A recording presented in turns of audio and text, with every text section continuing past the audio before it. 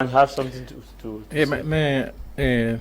Doctor, my worries have all been because I've experienced where they say you are owing somebody, he rushes to the brigade, then the people just come, they take you and go with you to the brigade. While there, they can say, okay, if you want your liberty, you should bring 50,000 francs or more before they leave you. And in most cases, people give that amount. It is right that those amounts will be given to the gendarmes, because when they give those amounts, no receipt is given. You are just giving the money and they take it. So in this case, what can we do if you go there and they start asking you for money before they can release you? Maybe because sometimes they might keep you there knowing that what they are doing is wrong. But since you are vulnerable, you must obey what they are saying. So in this case now, where should we go to? I'll start by telling you that it is wrong that you are arrested for owing somebody's money.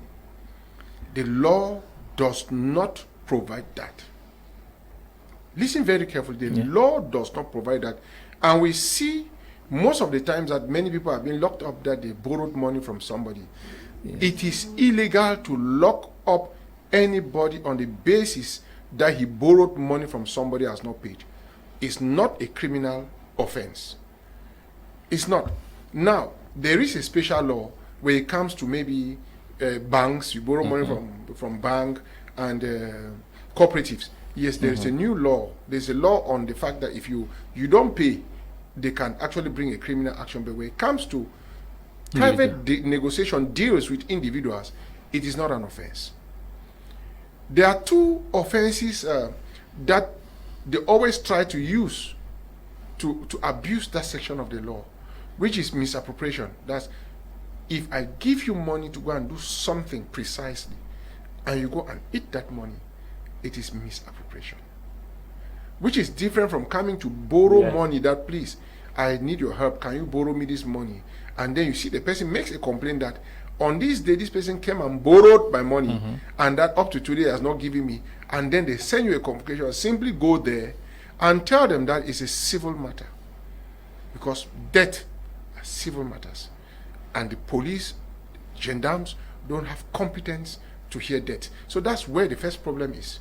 So in such a situation, if you call a lawyer, you come in with a lawyer, the lawyer will identify that it's a civil matter and tell them that it's a civil matter. But we know for sure that most of our judicial police officers are heady, because before they come to even arrest you, they know that it's a civil matter. But because they've received money from individuals, they are forced to satisfy those people. Reasons why they will try to lock you up, mostly on a Friday, so that you are exhausted within the weekend, and then you hurriedly pay, and then there will be no persons to intervene. The state council, the legal department is not open, and then they torture you to pay that money. So that is the first issue I address with you. Once you know you borrowed money and you are served with a summons, go and meet a lawyer. They'll go and make it known that it's a civil matter. And if the judicial police officer is heady, they'll draw the attention of the legal department, the state council, who is going to intervene.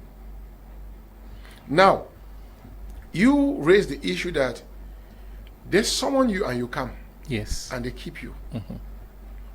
You see, the law provides that, I want to talk to the common man.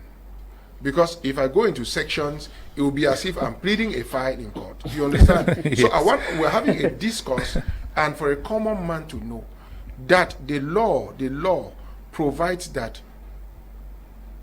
if you have a fixed abode, if they know where you stay, if you have a job, if somebody comes with you who is responsible and can provide guarantees, they have to grant you bail.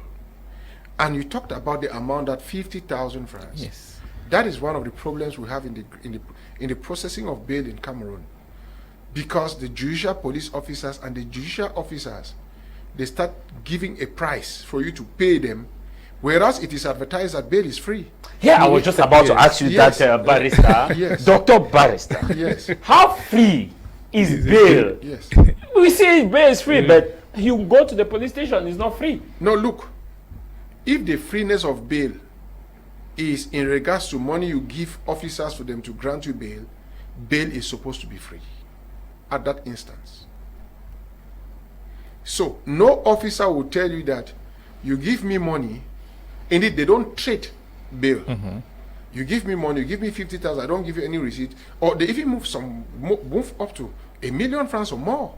That you give me this amount of money, okay, I meet the boss, they sign that, you go on, they take you on bail. That's corruption, which is not the law. Yeah, because now, if I come on the other side, the law makes provisions equally that you can be taken on caution, right?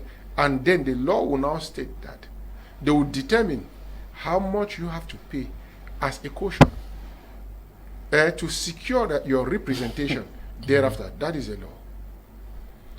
For example, if you misappropriate or by false pretense, you collect 20 million francs from somebody and then you are picked up, you come and they say, okay, put 10 million francs as a caution. That money is actually paid at the public treasury, not given to an individual.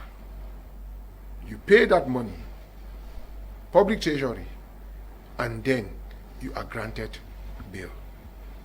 So if the freeness of bail is in regards to the caution, bail is not free.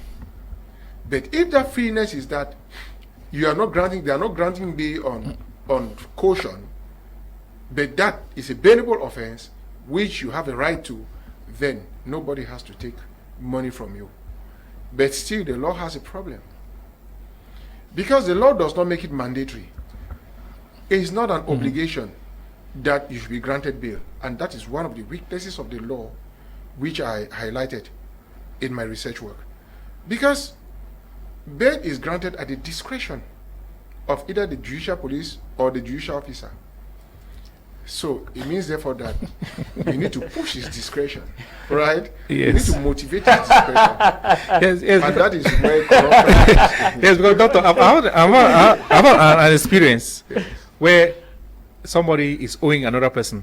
The person takes him to the gendarmes. Yes. Then he calls me. Yes. I went there and negotiated with the person that, please, this person that you are locked up, can we negotiate behind? Then we go and see the gendarme officer. He said yes. I negotiated with him.